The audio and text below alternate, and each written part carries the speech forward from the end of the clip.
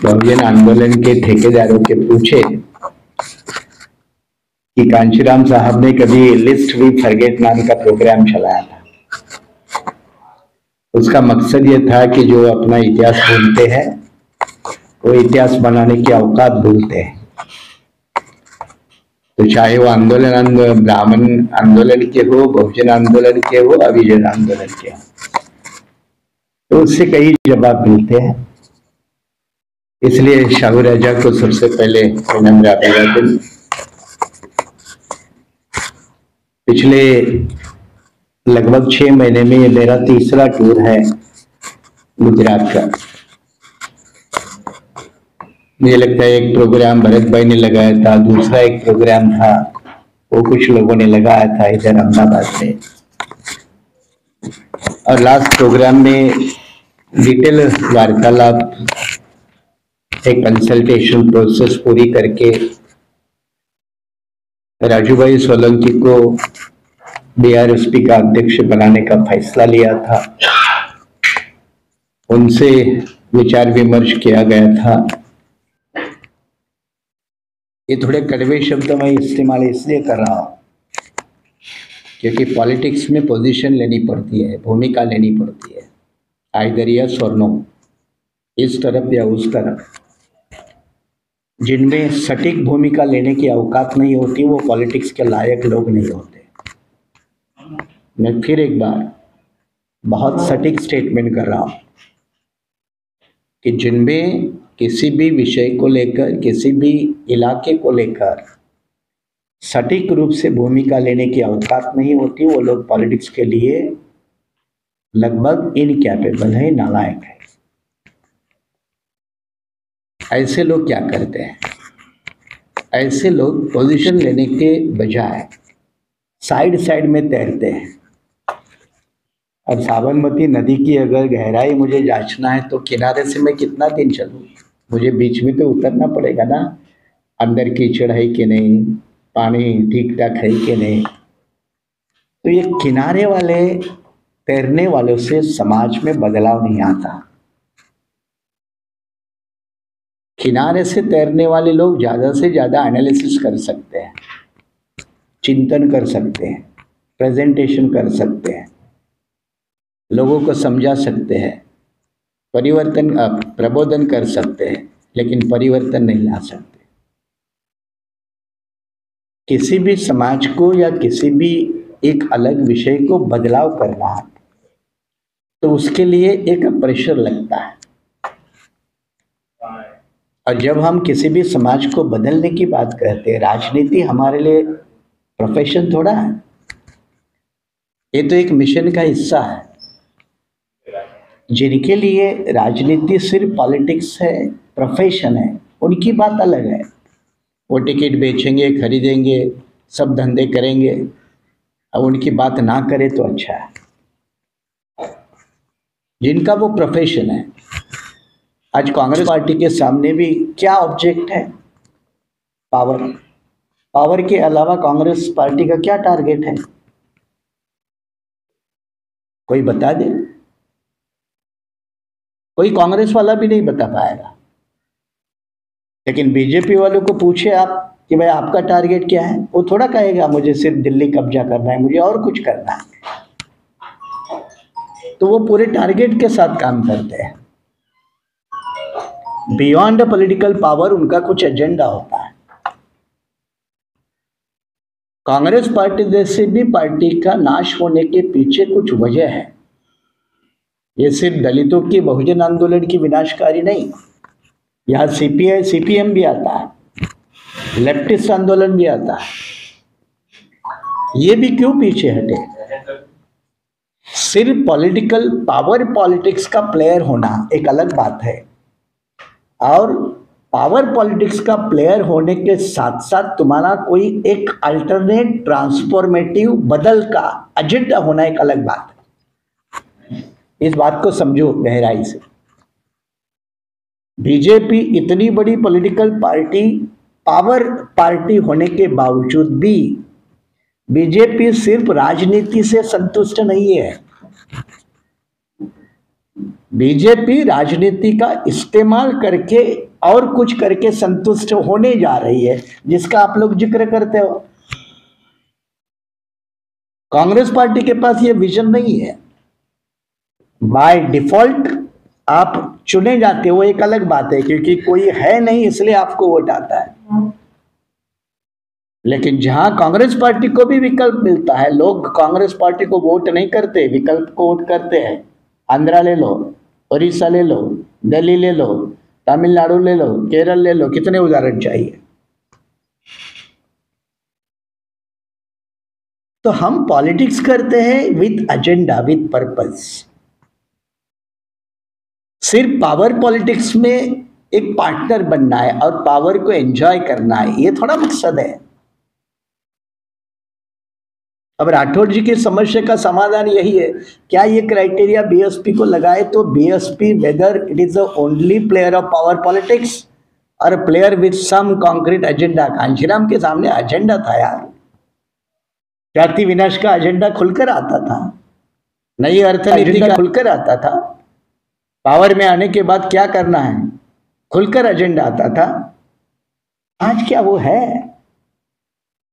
इसलिए हमें अपनी राजनीति को, अपनी राजनीतिक कोशिश को समय समय पर रिकंस्ट्रक्ट करना पड़ता है।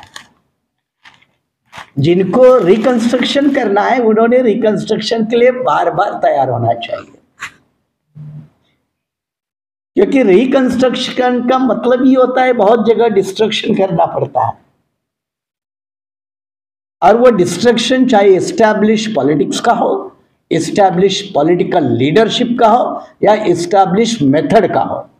कांशीराम जी ने इसीलिए तो अनकन्वेंशनल पॉलिटिक्स शुरू की ना, रिकंस्ट्रक्शन ही तो है। वोट हमारा राष्ट्र तुम्हारा नारा भारत में पहली बार दिया है क्या किसी ने? क्या ये रिकंस्ट्रक्शन नहीं है? ये रिकंस्ट्रक्टिव टेक्निक अपनानी पड़ती है। अरविंद केजरीवाल हम ठीक है नहीं उसकी कुछ बातों को पसंद करते, लेकिन he is trying to reconstruct. सफल हो ना हो एक उसकी अलग बात है, वो उसके लेवल पे। लेकिन रिकंस्ट्रक्शन पॉलिटिक्स का क्या अम्बेडकराइट मूवमेंट में नहीं होना चाहिए, बहुजन मूवमेंट में नहीं होना चाहिए? इसका सीधे तौर पे मैं उदाहरण दे दूं भाई, झोपड़पट्टी में रहने वाला एक आदमी एक डॉक्टर से अगर ठीक नहीं होता है तो वो भी दूसरा डॉक्टर ढूंढ लेता है। क्या वो अकल हमारे पास नहीं है? वो भी उसी डॉक्टर को छोड़ देता है। एक वकील अगर कमी ना निकला तो दूसरे वकील के पास जाता है। क्या ये व्यवहार नहीं है? तो व्यवहार और इमोशंस, इसका हम चुनाव करें। किसका चुनाव करें? इमोशंस का, व्यवहार का। ये रैशनलिज्म आपके पास होनी चाहिए, ये रैशनल कैपेसिटी आपके पास होनी चाहिए। और एक समय तो कांशीराम साहब को भी इस फेज से गुजरना पड़ा, किसको नहीं गुजरना पड़ा? कांशीराम साहब का जैसे दिनेश जी ने जिक्र किया, बीएसपी बनाई तो कई आरपीआई वालों ने पूरे भारत में पूछा क्यों भाई बाबा साहब की पार्टी है ये क्यों नहीं चलाते? उन्होंने जवाब दिया, बाबा साहब ने जिस तरीके से बनाई हुई वो पार्टी होती, जिसका फॉर्मेट है अभी, वो होता तो मैं वही चलाता ना, लेकिन वो फॉर्मेट नहीं है, वो फॉर्मेट से मैं आगे चल नहीं पाऊंगा, इसलिए मुझे नए फॉर्मेट की जरूरत है। इसलिए उन्होंने आंदोलन छोड़ा, ऐसा थोड़ा मतलब है। फॉर्मेट एक अलग बदलना और आंदोलन छोड़ना एक अलग बात है। हमें भी जब ध्यान में आया कि बीएसपी में रहकर ज्यादा कुछ नहीं होना दोना, क्योंकि जब मायावती हमको इस भाषा में कह रही थी कि कुछ नहीं होना दोना, तो हमारे जैसे कुछ लोग उनके सामने कहने लगे फिर हमारे साथ खिलवाड़ क्यों कर रहे हो? ये सारी बातें नीचे तक हम इसलिए परकोलेट नहीं कर पाए या जानबूझकर नहीं किए कि भाई एक बड़ी मुश्किल से सही गलत लीडरशिप है तो उसको रहने दो, उधर क्यों डैमेज करें हम लोग। इसलिए वो बातों में ना जाकर अपने खुद के रास्ते बनाने की कोशिश की, जिसका नाम है बीआरएसपी। और ये थोड़े ऐसे एमपी एमएलए बनने के लिए बनाया। महाराष्ट्र में जब इसके लिए बनाए तो 3 दिन का कन्वेंशन हुआ था, नाम चुनने के लिए, फ्लैग चुनने के लिए 2 दिन का कन्वेंशन नासिक में हुआ था। ऐसे थोड़ी हुआ है। तो एक जैसे वामसप में है ना, it is product of deep thought and deliberations, उसी तरह बीआरएसपी बनाते वक्त भी लगभग साल भर मेहनत की गई, मायावती को सुधारने की कोशिश की गई। जब ये तय हुआ कि ये बिल्कुल लाइन बदलने वाली नहीं है, तो फिर फैसला लिया, और आज पता चलता है ना हमारा फैसला सही था क्या गलत। इसलिए सोशल मूवमेंट में जब चलाते हैं हम पॉलिटिक्स को, हम सोशल मूवमेंट का हिस्सा मानते हैं। हम पॉलिटिक्स को सोशल मूवमेंट का हिस्सा इसलिए मानते हैं, बेसिकली हम मूवमेंट के लोग हैं, लेकिन मूवमेंट में पॉलिटिक्स भी उतना ही इंपॉर्टेंट है, उसको आप नजरअंदाज नहीं कर पाओगे, करना मुश्किल है। आरएसएस भी जिस तरह से पैदा हुई तो मूवमेंट के नाम पे ही पैदा हुई ना, लेकिन जो पॉलिटिकल पावर ने उसको बैकअप दिया है आज, उसके कारण वो अपने मूवमेंट को 100 गुना बढ़ा रहे हैं। 2014 में पूरे देश में आरएसएस की शाखाएं कितनी थी और 2022 में कितनी है, हिसाब लगाइए। ये बढ़ोतरी कहां से हुई? बूस्टर है, डोज मिलता है। पूरे देश में फुल टाइमर आरएसएस के 2014 में कितने थे और 2014 के बाद में कितने हैं? कहां से आती ताकत? प्रवक्ता लोग कितने हैं? क्योंकि आज सारे प्रवक्ता कोई ना कोई गवर्नमेंट कंपनी के डायरेक्टर है, तो फंडिंग कहां से होती है? ये मैकेनिज्म है। उनको समझता है कि पावर का कितनी बड़ी पोटेंशियल है, इसलिए वो बीजेपी वाले भी कुछ भी तोड़ मोड़ करके कहीं भी तो पावर हथियाने में लगे हैं ना, क्योंकि उनको पावर किस अल्टरनेट गोल के लिए, एक अल्टरनेटिव मकसद के लिए उनको पावर की जरूरत है। अभी हम लोग कहेंगे हम सिर्फ मूवमेंट में रहेंगे तो अपना एजेंडा कैसे पुशअप करेंगे आगे? मूवमेंट के भी अपनी एक मर्यादा होती है। आप कहेंगे विदाउट माइनस पॉलिटिक्स वाली मूवमेंट आप कितना चलाए यार? धम्म की मूवमेंट चलाओ, रिलीजियस मूवमेंट चलाते हैं। गुजरात में काफी लोग हैं, हम धम्म का काम करने वाले हैं। अब चारों ओर पूरा स्ट्रक्चर एक किसी वातावरण ने कवर किया है, उसका एक कुछ ठोस कारण है, जो कारण हम अच्छी तरह से समझते हैं।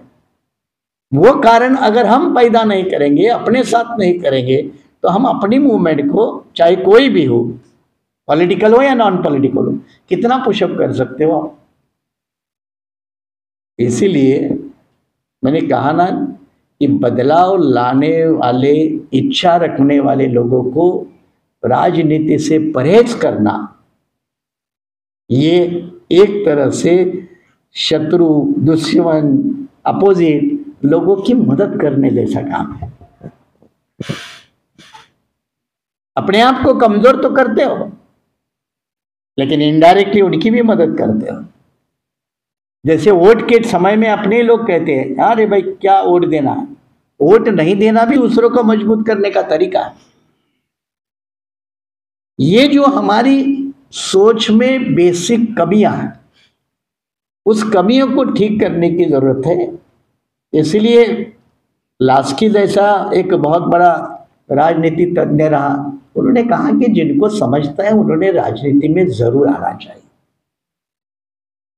क्या बाबा साहब अपना एकेडमिक फ्रीडम राजनीति को छोड़कर एंजॉय नहीं कर सकते थे कि मुझे भी लिखना चाहिए बहुत, और मैं 100 किताबें लिख सकता हूं, काय के लिए मैं अपना मगजमारी इधर खराब करूं? अगर यही उन्होंने रास्ता अपनाया होता तो टीचर्स एंड राइटिंग में और 100 किताबें बढ़ती।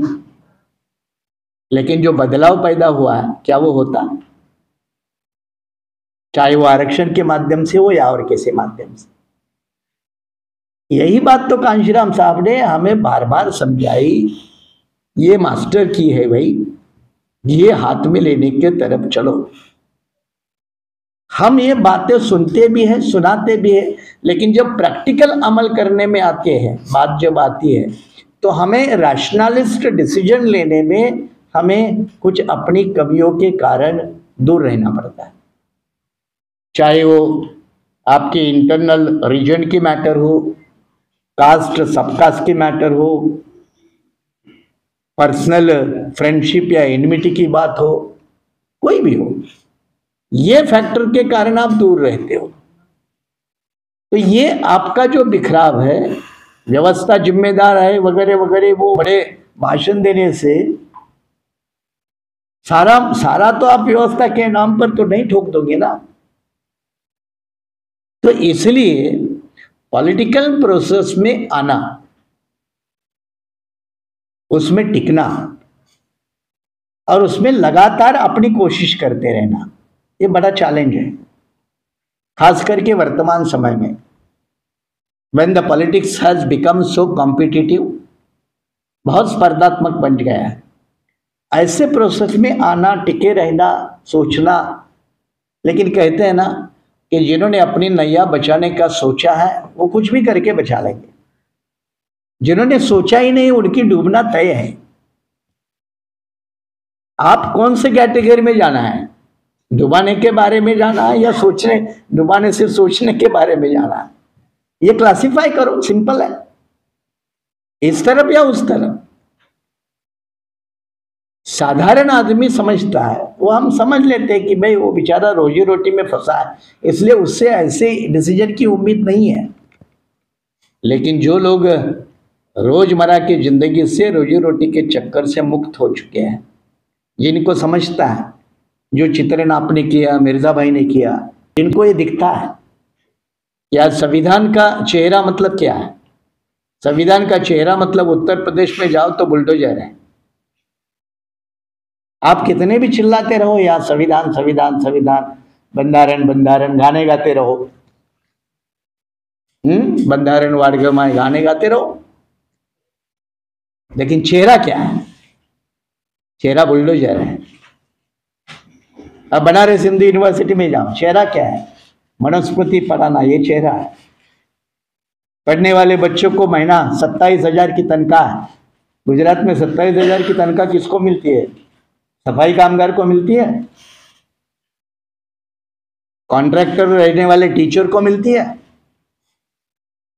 और उत्तर प्रदेश में बनारस विश्वविद्यालय में मनुस्मृति के ऊपर रिसर्च करने वालों को महीना 27,000 मिलता है अभी।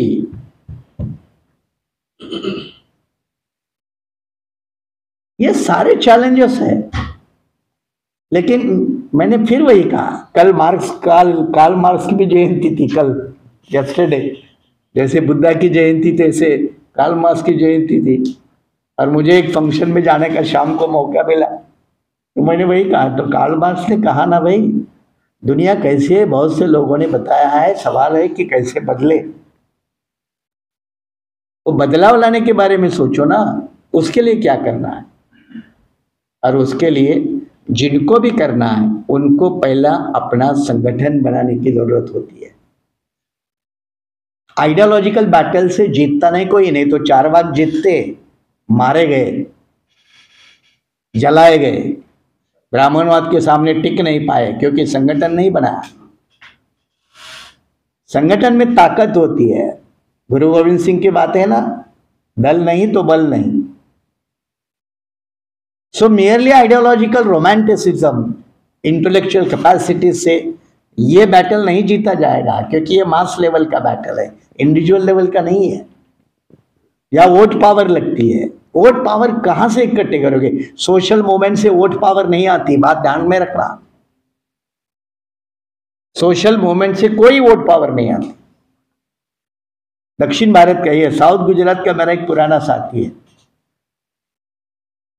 वो बहुत सोशल मूवमेंट में काम करता है। वो एक दिन मुझे मिला और कहता है कि सर, हमने बहुत काम किया गुजरात में, पिछले 25 साल में जितना काम हमने किया है उतना किसी ने नहीं किया। मैंने पूछा उसको, तुम्हारे काम का नतीजा ही तो है, मोदी सरकार में है, बीजेपी सरकार में है गुजरात में। अब तुम्हारे काम किए तो नतीजा तो बताओ। चलो साउथ गुजरात में बताओ, अगर तुमने बहुत काम किया है तो। जो काम रिजल्ट नहीं देता ना, उस काम भी किस काम का। कांशीराम जी उसको नाकामयाब कोशिश कहते थे। इसलिए मैंने कितने पत्थर मारे, इतिहास ये नहीं गिनेगा। मेरे कितने पत्थर से कितने आम गिरे वो गिनती होगी।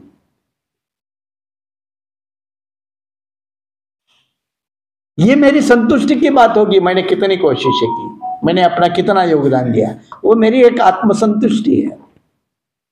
परिणाम क्या? परिणाम नहीं है तो ये बेकार कोशिशें होती है, उसको दिखता नहीं। इसलिए कोशिशें करते रहना एक अच्छी बात है, लेकिन सफल कोशिशें करना एक अलग बात है।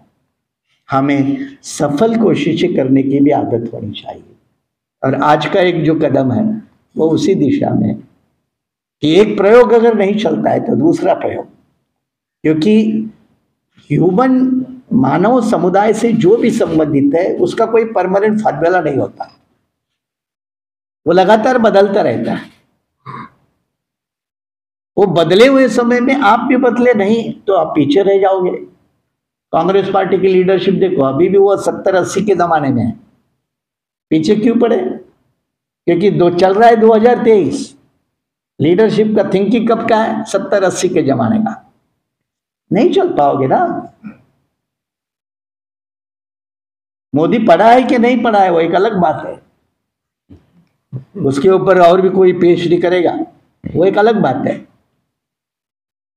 लेकिन क्या वो अपने संगठन को रिलेवेंस के साथ लेकर जा रहा है कि नहीं जा रहा है, ये मायने है। आपको बीजेपी के हिंदुत्व के राष्ट्रवाद का डर लगता है ना, तो संवैधानिक राष्ट्रवाद की परिभाषा आप भी कर सकते हो ना, लेकिन आप में करने की औकात और ताकत कितनी है? पहले तो दिशा तो होनी चाहिए, फिर औकात। कम से कम दिशा लेवल पे तो क्लैरिटी होनी चाहिए। दुर्भाग्य से वो भी नहीं है, तो जिनके सोच में ही खोट है उनका आखिरी परिणाम क्या होगा? गुजरात में भी मैंने हमेशा कहा है, बाकी स्टेटों में बहुत से छोटे छोटे दल रहते हैं, गुजरात में बहुत दल है नहीं, बड़ी स्पेस खाली रहती है, बड़ी स्पेस खाली रहती है। मेजर एक बाइपोलर पॉलिटिक्स है गुजरात की, एक तरफ बीजेपी होती है, एक तरफ कांग्रेस होती है, माइनर प्लेयर इधर उधर होता है, आता जाता है, बड़ी स्पेस खाली रहती है, हमेशा खाली रहती है। लेकिन उसमें एक अपनी पॉलिटिक्स की स्पेस ढूंढना, क्रिएट करना, जैसे कहा ना कुछ जगह आपने रेफरेंस दिया, मैं भी जानता हूं ना, चोटिला में पूरी वो नगर परिषद, अमरेली में गांधीधाम, राजूला में, फिर गांधीधाम में थे, वो तो मेयर बनी थी लेडी। अपनी स्पेस होती है, अब उसको इनकैश कर नहीं सकते। अब अहमदाबाद में तो आसानी से कर सकते हो, अच्छी एक सोशल कॉम्बिनेशन बन सकती है, साउथ गुजरात में एक अलग कॉम्बिनेशन। लेकिन मैंने कहा ना कि आपको एक साइंटिफिक सोच के साथ, एक डेडिकेटेड कैडर के साथ, लीडर नहीं, लीडर की मैं परिभाषा ही नहीं करता, एक डेडिकेटेड कैडर के साथ आपका एक संगठन होना बहुत जरूरी है, और उसको एक बेहतरीन प्रोग्राम होना जरूरी है। राजू भाई ने क्या किया? प्रोग्राम की बात की। पॉलिटिक्स मतलब यही नहीं कि हम चुनाव ही लड़ेंगे जीतेंगे, वही। बीएसपी में ये पिछले 10 साल से जो सोच आई ना, उसमें एजेंडा खत्म हो गया और सिर्फ पॉलिटिक्स, चुनाव चुनाव चुनाव चुनाव चुनाव। बीजेपी उल्टा है, जैसे मिर्जा भाई कह रहे थे कि अमित शाह और मोदी ये 24 घंटे सोचते हैं चुनाव के बारे में, काम करते हैं, लेकिन उनका कोई टैंक है जो उसके बाद क्या करना है उसके लिए काम करता है। अब एनआरसी आपको दिखती नहीं है, एनआरसी आपको दिखती नहीं है, जितनी आप हिंदू राष्ट्र की बात करते हो उतनी एनआरसी की बात नहीं होती। लेकिन देख लेना 2024 में अगर मेजॉरिटी में रहे तो एनआरसी कंधे पे बैठेगी, और जब एनआरसी कंधे पे बैठेगी तो कितने लोगों का हाल होगा। वो पूरा प्लान करके सोचते हैं। आपने 370 धारा,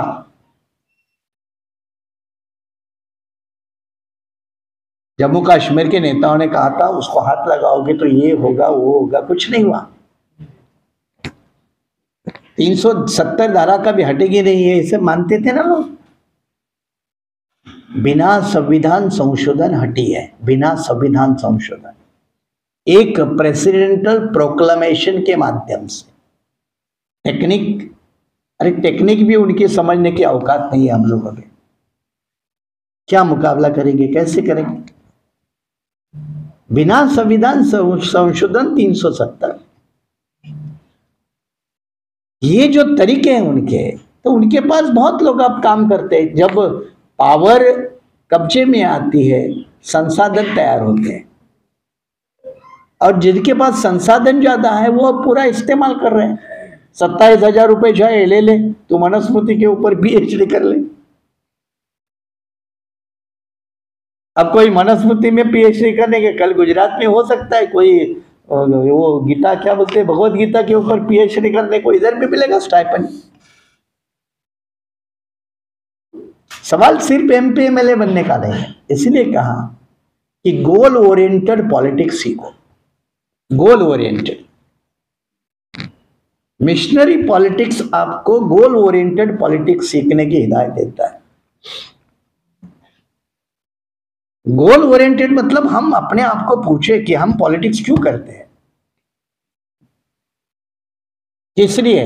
MP MLA बनने के लिए, पावर के ऊपर कब्जा करने के लिए, करप्शन करने के लिए, या दो दुखी आदमी के दुख को दूर करने के लिए? सिंपल है। मेरे मकसद कौन से हैं? बाबा साहब की, अंबेडकर की पॉलिटिक्स क्या प्रोफेशनल पॉलिटिक्स है? क्या वो पॉलिटिक्स ऑफ ट्रांसफॉर्मेशन है? सीधा सवाल है। बदलाव की राजनीति है कि व्यावसायिक राजनीति है? जब हम बाबा साहब को अपना रोल मॉडल मानते हैं तो हमें प्रोफेशनल पॉलिटिक्स से नफरत करनी चाहिए और गोल ओरिएंटेड पॉलिटिक्स से प्रेम करना चाहिए, लगाव रखना चाहिए। इसलिए कांशीराम जी ने कहा ना, राजनीति सफल हो ना हो परवाह नहीं है, लेकिन मूवमेंट तो सफल होगी। क्योंकि अपने में मेजॉरिटी लोग सिर्फ पॉलिटिक्स में ही रुचि रखते हैं। पॉलिटिक्स किस लिए, उसका कोई अता पता नहीं होता। यही हमारी कमी है। नगर सेवक बनना, पार्षद बनना, MP बनना, MLA, बहुत हो गया पूरा सपना। वो तो आजकल खरीदे और बिके भी जाते हैं, मार्केट में भी रेडीमेड मिलते हैं। यार पैसा आएगा तो वो भी बना लेंगे, उसमें कौन सी बड़ी बात है। इसलिए why we are in politics, ये सवाल हमने खुद को पूछना चाहिए। ये जब पूछते हैं तो एक तो प्रोफेशनल पॉलिटिक्स है, दूसरी मिशनरी ट्रांसफॉर्मेटिव पॉलिटिक्स है। हम जो परस्यू करना चाहते हैं वो मिशनरी, ये ट्रांसफॉर्मेटिव पॉलिटिक्स। और ट्रांसफॉर्मेटिव पॉलिटिक्स का मतलब क्या है? बदलाव की राजनीति, वही कहा। Transformative politics always demands an alternate agenda, जिसको राजनीति में हम ये कहते हैं कि alternate politics needs, demands alternate agenda. और ये अल्टरनेट एजेंडा क्या होता है? अल्टरनेट एजेंडा मतलब जो भी बड़ी बड़ी एस्टैब्लिश पॉलिटिकल पार्टीज है उनको छोड़कर तुम्हारे तौर तरीके कौन से हैं? जैसे वर्तमान में हम महाराष्ट्र में, मैं आपको उदाहरण देता हूँ कि मैं कोर्ट के माध्यम से भी और आंदोलन के माध्यम से, एक गौचर जमीन जानते हैं आप लोग, गायलैंड होती है, सोचो गंभीरता से। पॉलिटिक्स ये ऐसा ही खेल नहीं, खिलौना नहीं है, ये बड़ी सीरियस बात है। पावर पॉलिटिक्स कोई छोटी बात नहीं है। पावर पॉलिटिक्स को उतनी ही गंभीरता से सोचकर काम करने वाले लोगों की ज़रूरत है। ये कोई ऐसे आते जाते एक खिलौना तौर पर पावर पॉलिटिक्स को देखेंगे और हम लेंगे तो वो अपने आप को पराभूत करने वाली बात है। इसलिए ये छोटे मोटे चीज़ें से ऊपर आ जाओ। कहते हैं ना कि बड़ा मकसद और छोटा दिल मिसमैच है। बड़ा मकसद है तो दिल भी बड़ा होना चाहिए। काम करने के तौर तरीके, जैसे हम डेवलपमेंट को चैलेंज करते हैं ना, भाई तुम्हारी डेवलपमेंट है लेकिन एक तरफ है, वो इंक्लूसिव नहीं है। उसी तरह मूवमेंट के लोगों का काम करने का तरीका, चाल चलन, चेहरा, चरित्र, वो भी